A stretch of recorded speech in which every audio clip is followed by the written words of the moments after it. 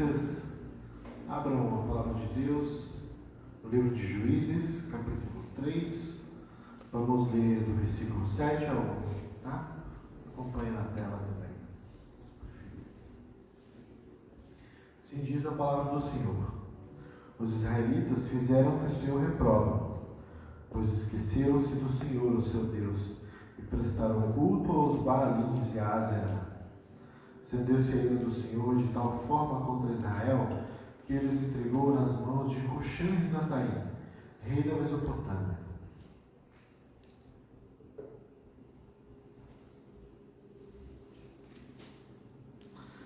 Quem os israelitas foram subjugados durante 8 anos, mas quando clamaram ao Senhor, ele lhes levantou um libertador, Otoniel, filho de Kenaz, o irmão mais novo de Caleb, que os libertou.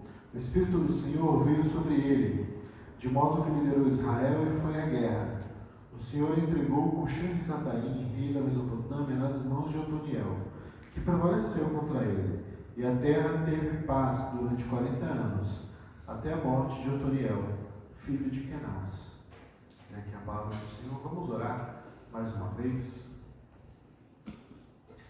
Senhor, nós te rendemos graças, ó Pai, uma vez mais, agora te pedindo, ó Deus, pela iluminação do Teu Espírito, que Ele possa nos fazer entender, ó Pai, a Tua palavra, o que ela tem para nós hoje, e que possamos, ó Deus, ser ensinados por ela e que ela possa encontrar guarita em nosso coração, ó Deus, encontrar morada, ó Deus, encontrar solo fértil para germinar, Pai, como semente semeada no solo apropriado. Senhor, nos prepara, Pai, para que no dia a dia nós possamos praticar a Tua palavra. No nome de Jesus, que é nosso Mestre, que nós oramos. Amém. Irmãos, você enfrenta ou já enfrentou algum tipo de vício? Ou conhece alguém que já enfrentou algum vício na vida? Eu lembro que meus pais, eles, até a idade de 50 anos, os dois, mais ou menos 50 anos, os dois fumavam. E era muito, muito ruim. Desde criança eu sempre tive muito problema com o hábito do fumo, assim, uma coisa que me incomodava bastante, porque eu tenho rinite alérgica. E é bem ruim, é bem difícil você sair de um vício. Além de vício em cigarro, eu conheço muitas pessoas da minha família com vício em álcool. E também é muito triste ver até onde o vício pode te levar. Eu perdi um tio por cirrose hepática. Eu acredito que muitos de nós aqui devem conhecer alguém que tem algum tipo de vício. Geralmente os vícios, eles possuem 7 etapas: experimentação, uso regular, abuso. Aí do abuso vem a dependência, que é o vício se manifestando, né, em si mesmo, quando você não pode não sorver, não usar aquela substância. Desejo intenso, que aí essa dependência começa a ficar mais desequilibrada. Tolerância, porque a cada vez que você toma uma determinada dose daquela substância é sempre insuficiente, você sempre vai aumentando para que possa te trazer o mesmo tipo de prazer que você teve no início, até chegar em síndrome de abstinência. Quando, por exemplo, você vê episódios, faz mais ou menos um mês, eu estava indo na editora da minha denominação, eu desço da estação e encontro um rapaz chorando bastante, porque ele tinha acabado de fugir de uma clínica de reabilitação para alcoolistas, né, para pessoas que são dependentes de álcool. E ele estava com uma garrafinha de água mineral cheia de cachaça e querendo voltar para casa. Enfim, eu acabei ajudando ele a entrar em contato com a mãe dele e ele foi para casa. Depois eu soube pela mãe que ele retornou à casa dele em Minas Gerais, mas ele estava passando por uma crise de abstinência, né, bastante séria. Os vícios são escravizadores. E a história de Israel, depois que o povo de Deus conquistou Canaã, ela se parece como um ciclo vicioso. Sabe? Ela manifesta etapas semelhantes a de um ciclo vicioso. Não de um ciclo vicioso em substância, mas um ciclo vicioso em pecado. E o livro de Juízes, ele é exatamente o relato dessa história. De como que o povo de Israel ele acabou se viciando em idolatria. De tal modo que eles não conseguiam parar. No capítulo anterior, no capítulo 2, o que é que o escritor de Juízes faz? Uma das possibilidades é que esse escritor tenha sido Samuel, ou pelo menos Samuel tenha sido o principal escritor do livro de Juízes, mas nós não sabemos. Ele é anônimo. Mas o fato é que ele organiza o livro de Juízes da seguinte maneira. No primeiro capítulo ele trata da morte, do fim, da carreira de Josué, que é o primeiro juiz de Israel. Com Josué nós vimos semana passada que o povo conquista a terra e aí eles experimentam efetivamente Deus cumprindo as promessas que havia feito a Abraão, a Isaac e a Jacó lá atrás. Eles experimentam então esse favor do Senhor, e isso além de terem visto, né, vários atos maravilhosos de Deus, desde a saída do Egito. Eles conquistam então a terra, eles não fazem adequadamente, do jeito como Deus havia ordenado, mas eles ocupam a terra. E logo depois que eles se instalam, geração vem, geração vai, e aí a gente já nota um dos primeiros problemas. É que a transmissão da fé de geração para geração só vai piorando. Aquela ideia do pai rico, filho nobre, neto pobre, para fins espirituais de comunhão com Deus, em Israel era verdadeiro. Ou seja, os pais viram as maravilhas de Deus e como Deus foi incrivelmente poderoso e salvador para eles quando eles saíram do Egito, quando ele os conduziu durante no período do deserto. Os filhos nobres não viram isso, mas viram a conquista da terra e viram que também Deus não deixou de ser fiel e entregou na mão de Israel todos os seus inimigos. Mas aí vem o capítulo 2 e diz que surge uma geração que não conheceu Josué, uma geração que não viu esses atos maravilhosos de Deus e, portanto, começou a se prostituir. Uma geração pobre espiritualmente. E esta é a geração na qual todo o livro de Juízes vai se desenrolar. Uma geração perversa, que em vez de ser sal e luz no meio dos cananeus, eles vão se misturar com os cananeus. Essa questão de mistura, irmãos, não tem nada a ver com questões raciais, tá? Em termos de cultura, de raça no sentido biológico ou físico, mas de mistura no sentido especificamente espiritual e religioso. Não haveria problema os israelitas casarem com quem quer que fosse, desde que essa pessoa passasse a adorar o mesmo Deus de Israel. Por que eu digo isso? Porque Ruth, que é o livro seguinte a Juízes, conta a história de uma estrangeira que passa a adorar o Deus de Israel e aí ela se torna judia, ela se torna parte do povo de Deus. Só que ela não é etnicamente filha de Abraão, mas ela se torna a ponto de estar na linhagem do rei Davi e na linhagem de Jesus. Então não é uma questão étnica aqui. A questão da mistura é uma mistura religiosa. O povo de Israel passava a ser influenciado pelos seus vizinhos, né, e iam junto com ele adorar os Baais, né, adorar Baal em todas as suas manifestações. Baal era o deus da fertilidade, muito ligado à chuva, a fertilidade da agricultura. Ele é sempre, a imagem dele é sempre de um homenzinho com uma espécie de coroa e segurando um trovão. E ele tinha uma esposa chamada Astarote, também conhecida como Azerá, que também era uma deusa de fertilidade, da fertilidade sexual, né? da fertilidade feminina em especial. E esses deuses da fertilidade passaram a ser largamente adorados pelo povo de Israel. É nesse contexto, então, que o autor de Juízes vai contar a história dos juízes de Israel durante este período. E eles vão obedecer um ciclo padrão, um ciclo vicioso.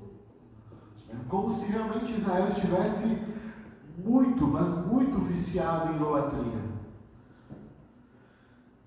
E esse padrão vai até o capítulo 16, e do 17 até o final do livro de Juízes, nós vamos ver histórias terríveis que vão ilustrar o estilo de vida do povo de Israel naquele período, para demonstrar uma coisa, que essa é a intenção do livro. O Senhor nos faz registrar os piores pecados do povo de Israel com propósito para eles e com propósito para nós.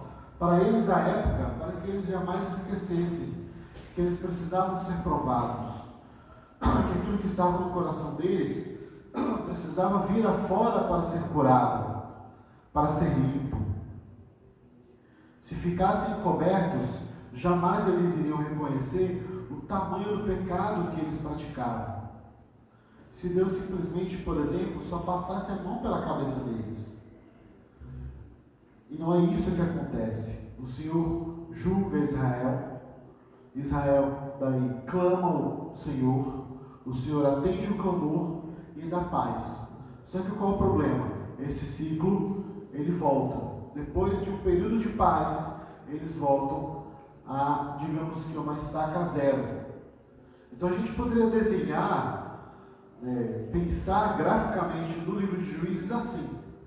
Todas as histórias de Otoniel, que é o primeiro que nós iremos tratar hoje, Eude, que é o segundo, a Débora, que é uma juíza mulher, a única, Sansão, que é um juiz renegado e de uma história bastante complicada, Gideão, que é uma espécie de juiz modelo, juiz central, porque ele tem tanto sucesso no seu ministério, que ele quase foi alçado rei. Jefité é o juiz que faz o voto irrefletido, nada sábio. É interessante também como a palavra de Deus registra os atos salvadores, heróicos desses juízes, por causa da mão de Deus com eles, não porque eles eram homens incríveis, tá? Ou mulheres incríveis, mas porque o Senhor estava com eles. O Senhor levantou esses juízes. É isso que o capítulo 2 diz, antecipando já o padrão, dizendo: olha, eu vou contar agora a história de como Deus, apesar do pecado do povo, a cada vez que o povo clamava e se arrependia dos seus pecados, ele levantava juízes que libertavam o povo de Israel. É por isso que o nosso tema é este: clame ao Senhor pelo libertador. Clame ao Senhor pelo libertador. Que era a única coisa que Israel fazia de fato certa nesse período. Porque todo o livro de Juízes está nos preparando para a necessidade de um rei.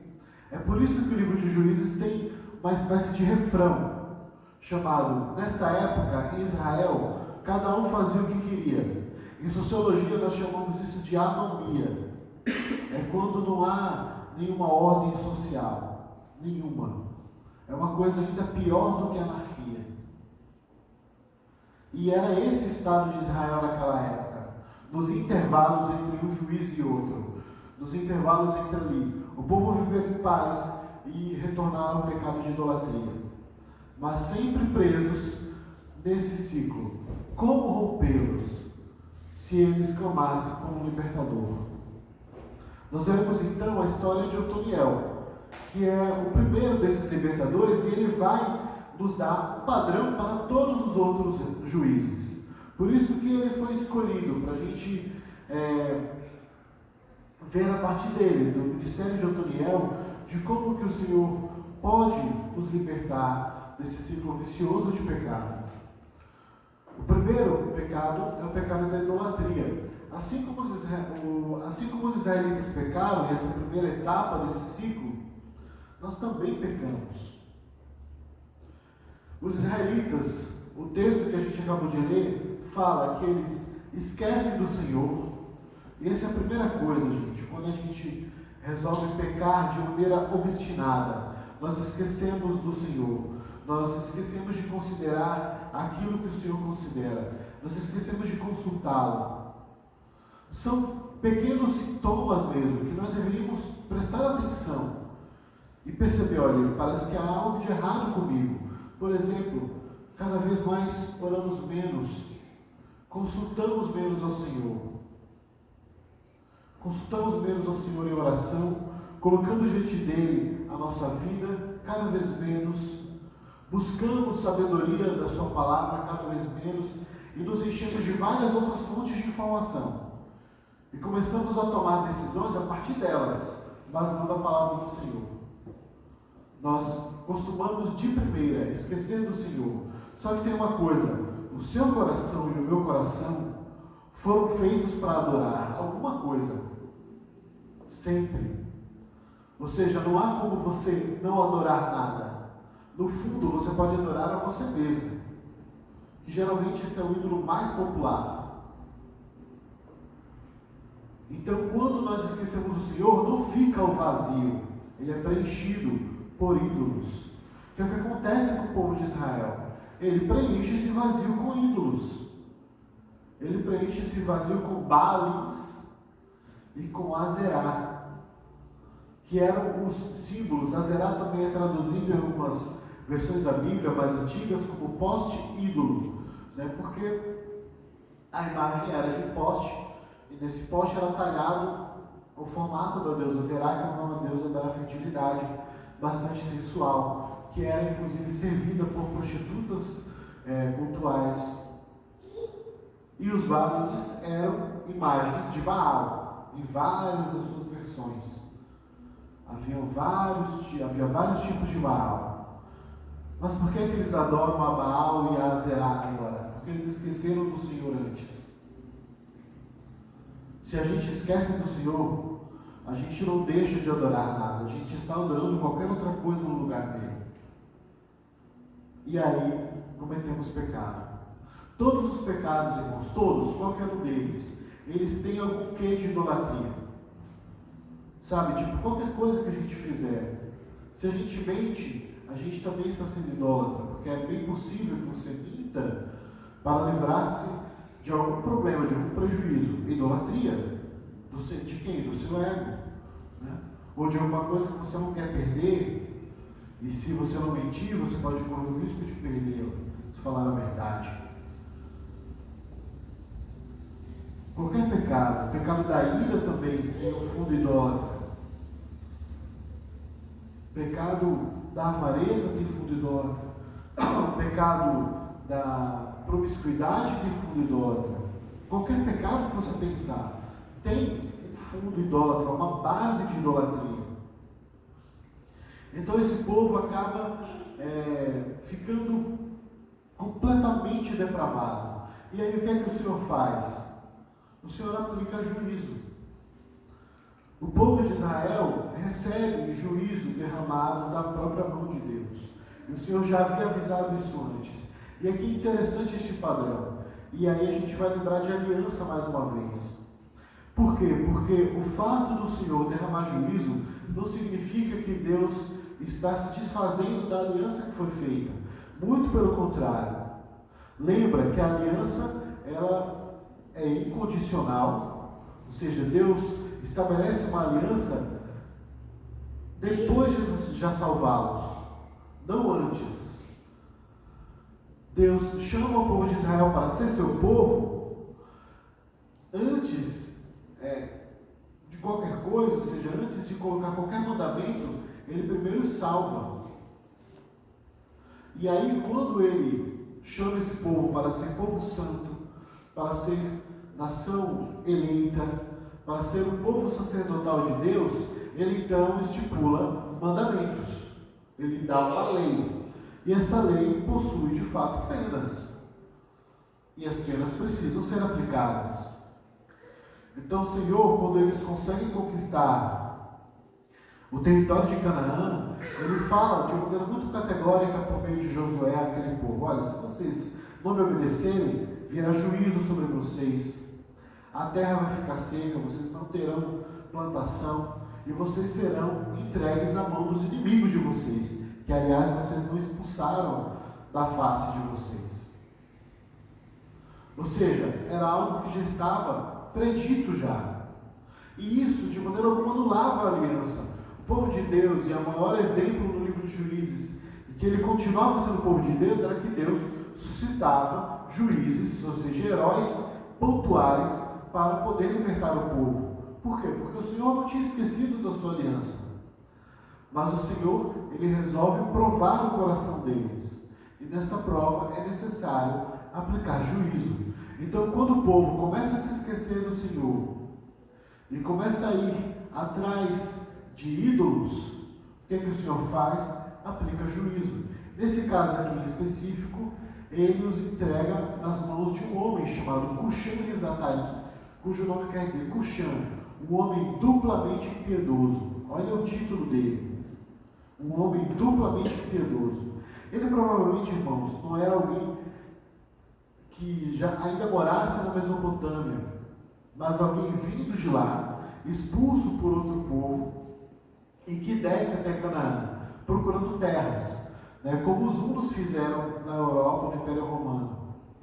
E nessa eles arrasam os povos ali de Canaã, entre eles os israelitas. E os israelitas sofrem na mão de Cuxã-Risataim durante 8 anos.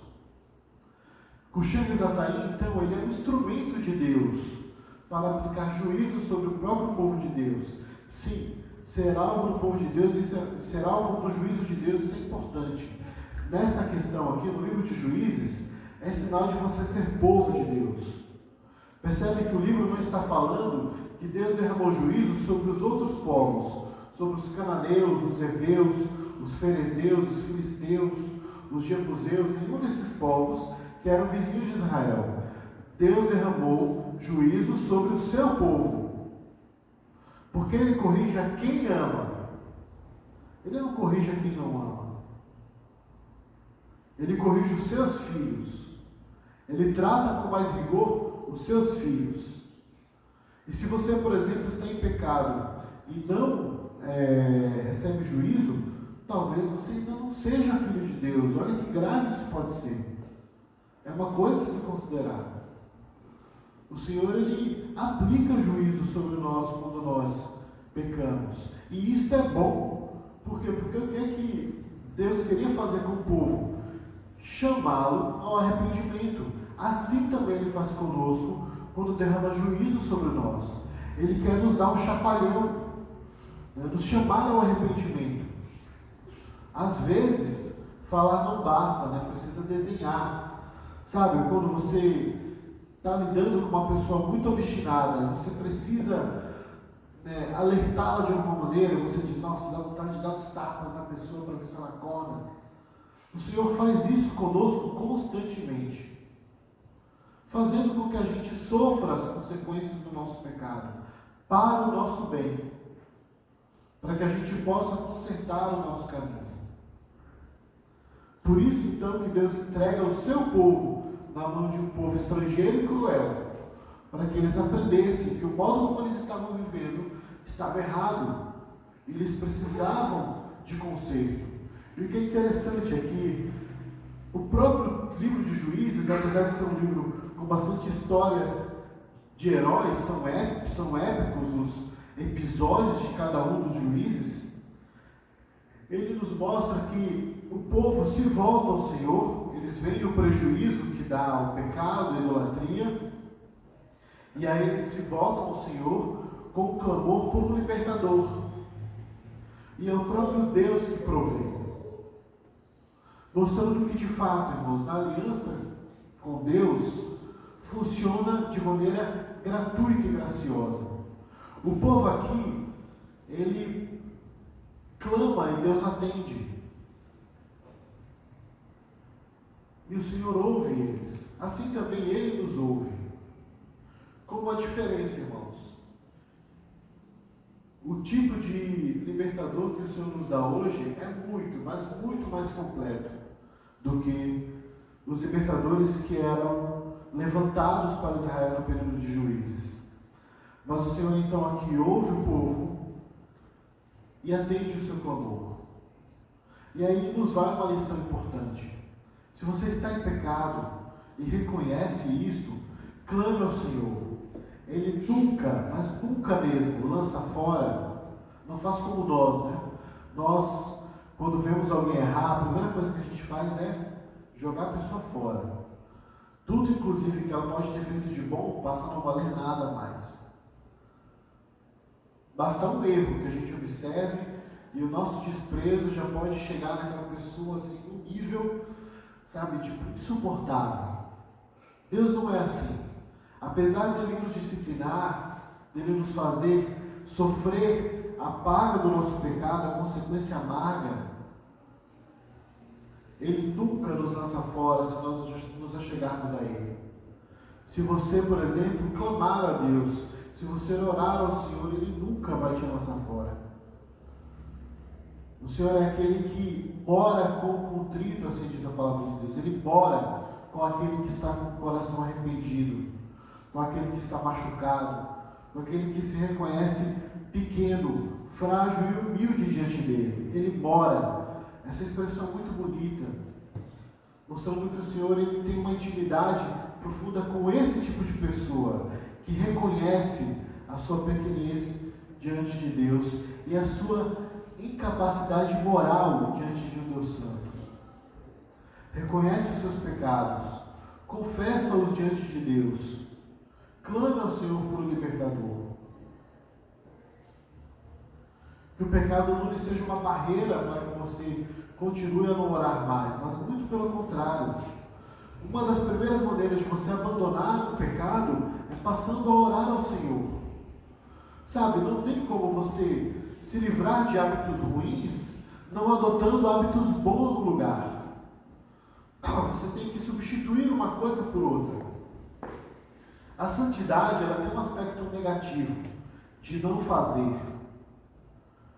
Os 10 mandamentos possuem 5, pelo menos, que são mandamentos negativos. Não matarás, não furtarás, não adulterarás, não levantarás falso testemunho, não cobiçarás. São mandamentos negativos. Mas todos eles possuem um aspecto positivo pela lei. Ou seja, você substitui o não fazer o que transgride, o que ofende a Deus, por fazer aquilo que o honra. Então você substitui, por exemplo, o não buscar ao Senhor e buscar qualquer outra fonte de sabedoria por buscar ao Senhor. Você substitui o tomar suas decisões por você mesmo por orar ao Senhor, clamando por um libertador. Por compreender que você muitas vezes não pode lidar sozinho com o pecado. Que às vezes ele se torna um problema muito grande, você precisa de ajuda. É por isso que Deus não nos tornou monges, cada um na sua montanha, meditando, ou em cima de uma coluna. Sim, já houve um monge na história da igreja que ficava meditando a palavra de Deus em cima de uma coluna. Mas Ele não nos chamou para ter esse tipo de vida espiritual, mas vida em comunidade, como igreja. Igreja significa isso, congregação, assembleia. Para que, se o fardo e se o custo do nosso pecado estiver muito alto, nós tenhamos com quem repartir, a quem confessar, gente com quem a gente possa lidar na caminhada, contar na caminhada. Dizer, olha, alguém está me ajudando. Eu lembro de um relato, por exemplo, de um pastor aconselhando um rapaz sobre pornografia, por exemplo. E ele pergunta ao rapaz, qual é o meio no qual você mais consome pornografia? O rapaz fala, é no meu laptop. Aí ele diz, beleza, então eu vou fazer o seguinte, você vai trazer o seu laptop aqui para casa, vai ficar aqui em casa. Ah, mas não, você vai levar. A gente vai tratar assim. Para este rapaz ser liberto de um vício psicológico da pornografia, ter alguém que caminhasse com ele, né, e que o confrontasse, e a quem ele prestasse contas, foi fundamental. Mas quantas vezes isso não nos é necessário? E quão abençoador pode ser quando nós podemos lidar com gente que na caminhada nos ajuda a nos livrar dos nossos pecados. Elas não nos julgam, elas nos ajudam. Elas confrontam os nossos erros, né, nos levam a fazer considerações sobre a vida como vivemos, mas elas propõem caminhar conosco, orar conosco, orar por nós, chorar conosco. Irmãos, essa é uma das coisas mais bonitas e preciosas de ser igreja. Não desperdice essa oportunidade de você viver em comunidade e desfrutar desse tipo de assistência na sua vida, que pessoas ímpias, pessoas no mundo não possuem. Elas vivem numa selva, onde é cada um por si. Você não, você vive em comunidade. E estão todos caminhando para o mesmo destino. E ninguém aqui é mais vencedor do que ninguém, porque todos são vitoriosos em Cristo, e isso basta. Ninguém está numa competição de quem é mais espiritual, né? Mas procurando um ajudar ao outro, para que nós todos cheguemos à estatura de ser humano perfeito, de homens e mulheres perfeitos, que refletem o caráter de Jesus. E aí Deus livra o povo efetivamente, por meio de Otoniel, comissionando este homem que ele foi separado por Deus para libertar Israel naquele momento. E ele já tem, digamos que, uma lista de feitos, digamos assim, de credenciais. Otoniel, ele é o único juiz originário da tribo de Judá, que é a tribo mais importante. Ela era a tribo líder do povo de Israel. É curioso isso, que os outros juízes são todos das outras tribos que vão ocupar a parte norte. Mas o fato é que Otoniel, ele era sobrinho de Caleb. Caleb já era um homem muito conhecido e amado por Israel pela sua coragem, apesar de idoso, porque ele e Josué são aqueles espias que vão à terra prometida, ainda na época de Moisés, e não falam mal da terra, muito pelo contrário, chegam Moisés empolgados e dizem: não, a gente vai conquistar. Eles demonstram uma fé grande de que o Senhor iria honrá-los naquela conquista, ao contrário dos outros espias, que eram completamente pessimistas, digamos assim. Então Caleb, ele é um sobrinho de Otoniel é sobrinho de Caleb, casa-se com a filha deste homem, por conta exatamente de um ato heróico, de conquistar uma cidade. Então ele já tinha uma fama conhecida. E é este homem que o Senhor enche do Espírito Santo, porque essa é a única maneira de haver libertação. Então Deus enche Otoniel do Espírito Santo, e Otoniel livra o povo de Israel das mãos de Cuxã-Risataim.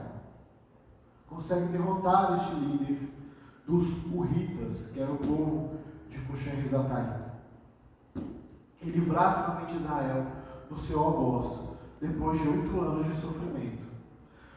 Deus também nos enviou um libertador. O seu Filho Jesus é o nosso libertador. Cada juiz do livro de Juízes, cada juiz que Israel teve, ele é um tipo de Cristo. Ele aponta para o Messias.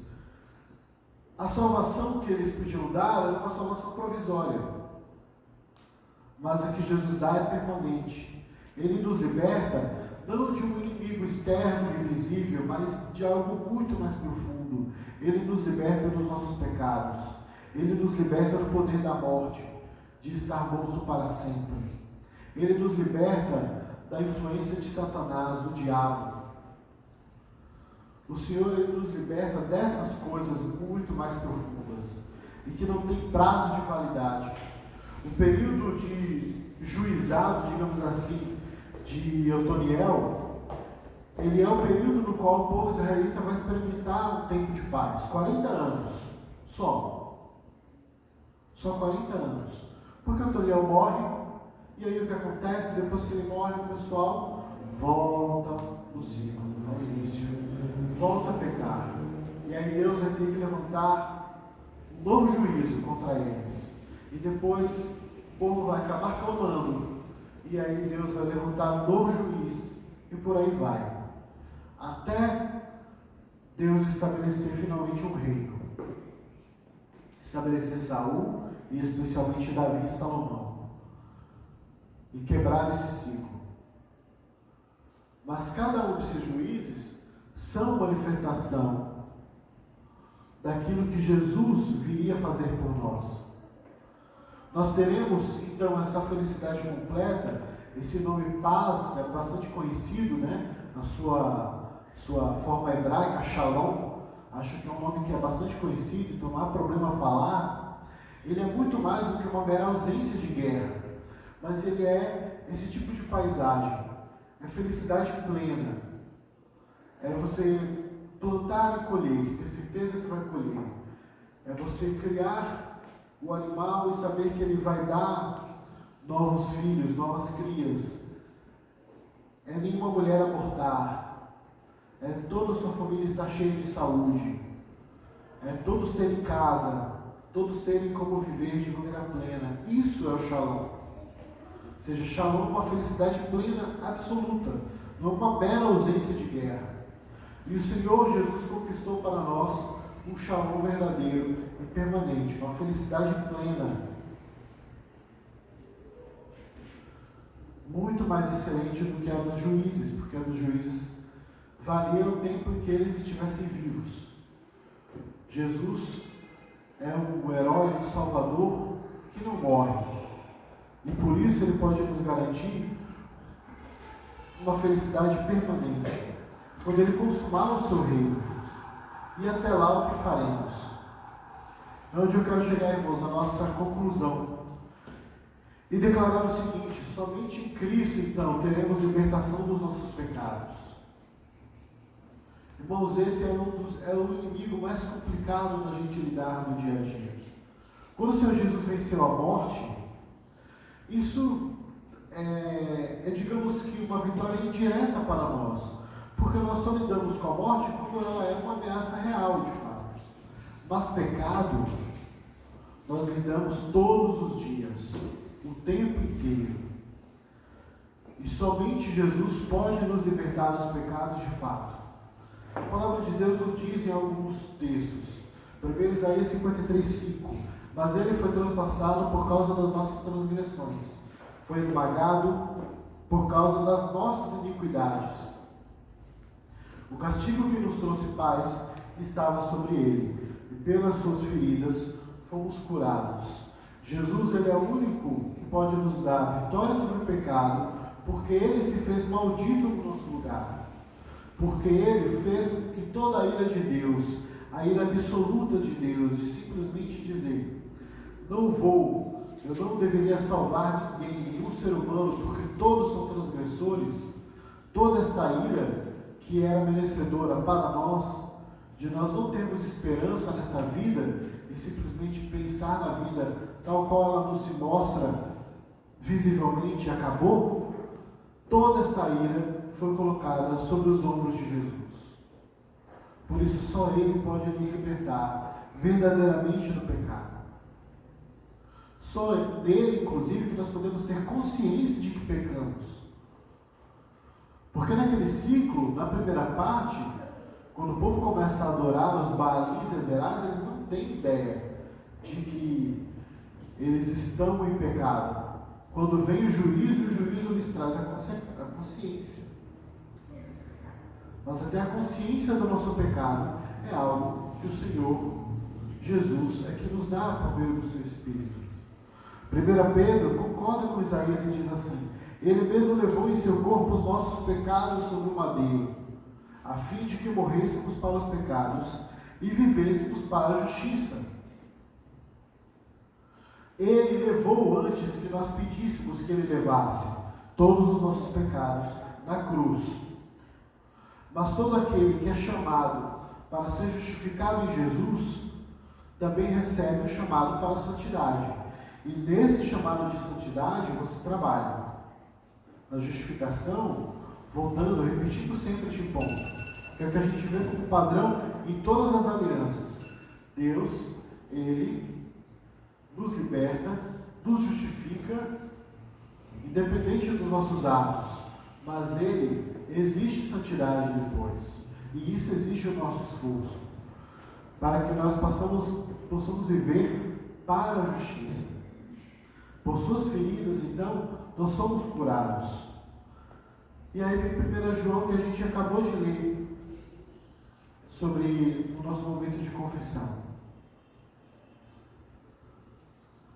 Primeiro ele afirma isso: se nós dissermos que nós não temos pecado, estamos mentindo. Ou seja, não tem o que esconder, irmãos. Diante de Deus estamos sempre nus. Você não tem o que esconder do Senhor. Por isso, admitamos, confessamos os nossos pecados. Confessemos ao Senhor os nossos pecados em oração, nominalmente, falando mesmo o que é que a gente fez, não de maneira apenas genérica. A gente pode orar de maneira genérica aqui, porque a gente não está fazendo oração particular, é uma oração coletiva. E aí no coletivo eu posso dizer: Senhor, perdoa as nossas ações que transgridem a Tua lei, perdoa as nossas palavras que ofendem o nosso próximo. Mas quando a gente for orar pessoalmente, fala que palavra foi que você falou que ofendeu o próximo. Fala que ação que você teve que envergonha o Evangelho. Fala que pensamento impuro você teve e você precisa se livrar. Fala mesmo, verbaliza.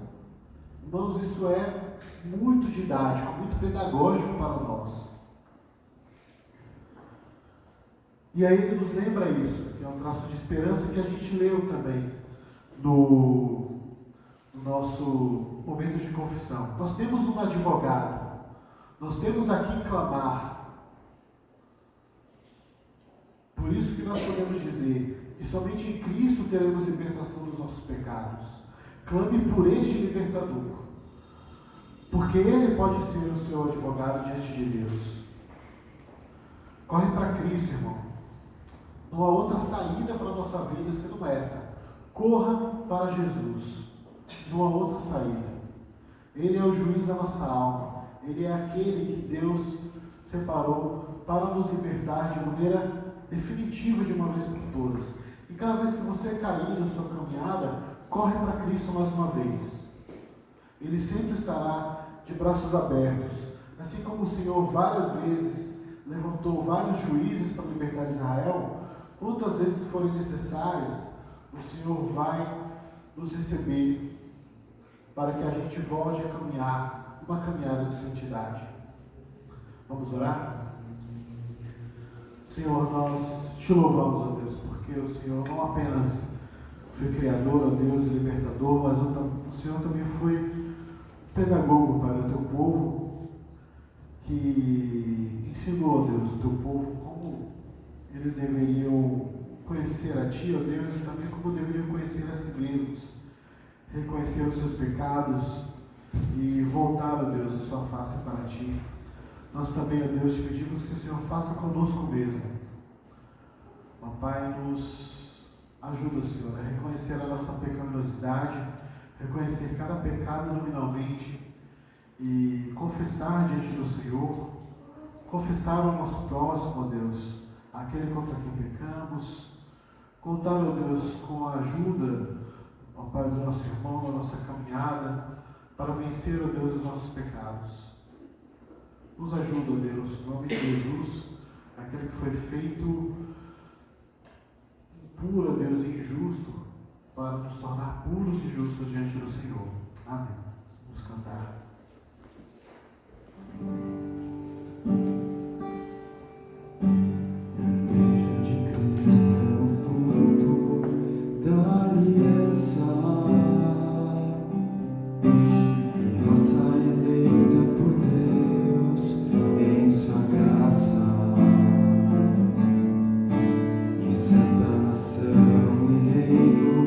Sacerdotes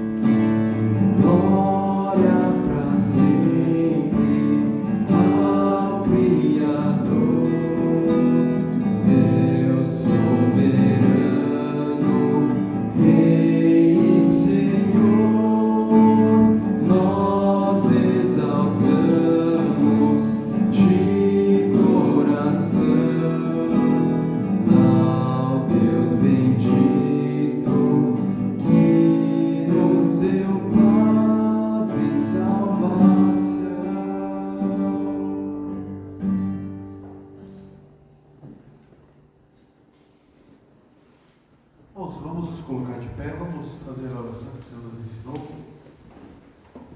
Juntos oremos o Pai Nosso. Pai nosso que estás nos céus, santificado seja o teu nome.